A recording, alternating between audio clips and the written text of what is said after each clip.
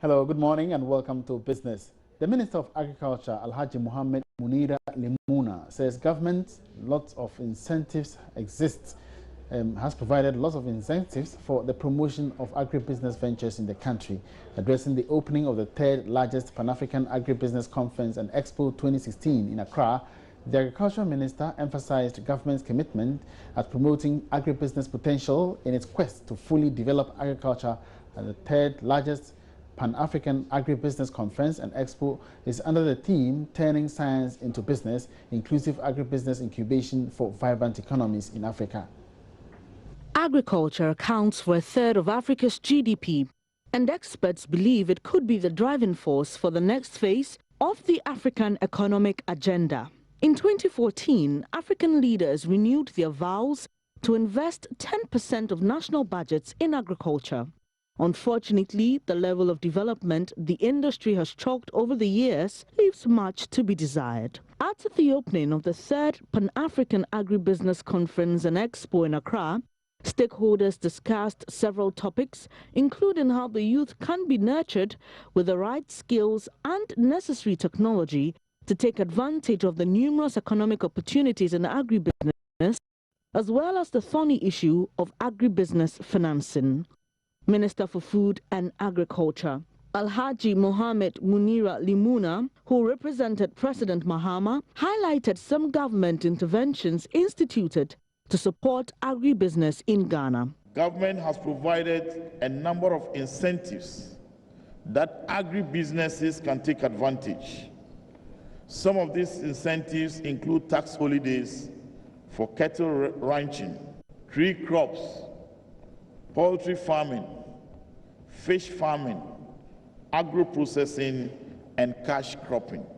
There are also exemptions on import duties on imported agricultural inputs such as machinery or equipment and agro inputs such as fertilizer, pesticides, and feed ingredients. In an interaction with Joy Business, some exhibitors expressed their thoughts on the potential of agribusiness, as well as the expectations of the three-day conference. There is no way we could get our yarn, our cotton without agriculture being mentioned. That is the foundation. Once we are here, we are learning from others. I met a lady from Guinea with her spices and other things, and with my clothes and blah, blah, blah, we learned from one another. So it helps you to improve upon what you are doing. I'm very excited about it because all along people have thought agribusiness to be boring. There are some who didn't even consider what I'm doing agribusiness, looking for a lot more action. We want people to actually implement what it is that they hear and do, because last year I did attend the same event in Nairobi. And when I came back, I implemented what I learned there. I'm expecting that all other participants will do the same, and especially for the youth, the boot camp and all the things they are taking part in, I'm really hoping that they'll do something out of it. Over 700 participants from 62 different countries of the world have gathered here to discuss agribusiness. The main focus is making millionaires out of agribusiness. The African Agribusiness Incubators Network has put this program together for stakeholders in agribusiness all across Africa to share ideas on how to move the sector forward. Some of the issues that have been discussed is the future for enterprises in Africa, and also supporting women who are innovators in science and agribusiness. The program, which will end on the 6th of October, hopes to create a platform for stakeholders in agribusiness to share ideas and build great networks. For Joy News, I'm Benes Abu Beidu.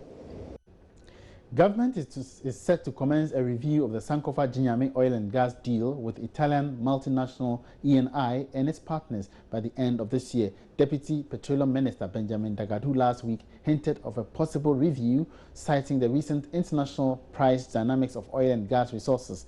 Gas supplies from the field per the deal is to be sold to Ghana Gas Company at $12 per million British thermal units, a rate analysts have described as relatively high as compared with other jurisdictions. Speaking with Joy Business, Director of Special Services at the Petroleum Commission, Kweku Boateng, said the review process will kickstart as soon as the development cost of the project is determined.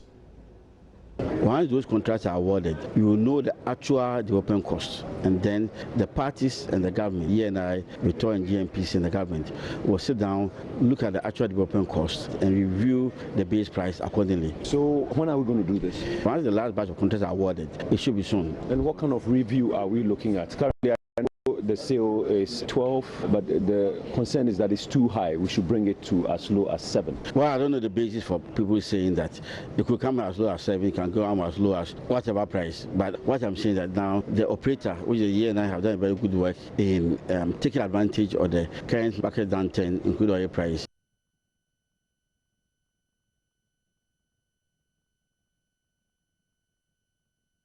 And that's all in business for now. Make a date at midday for more business news. My name is Emmanuel Apache Riafe. Up next is sports.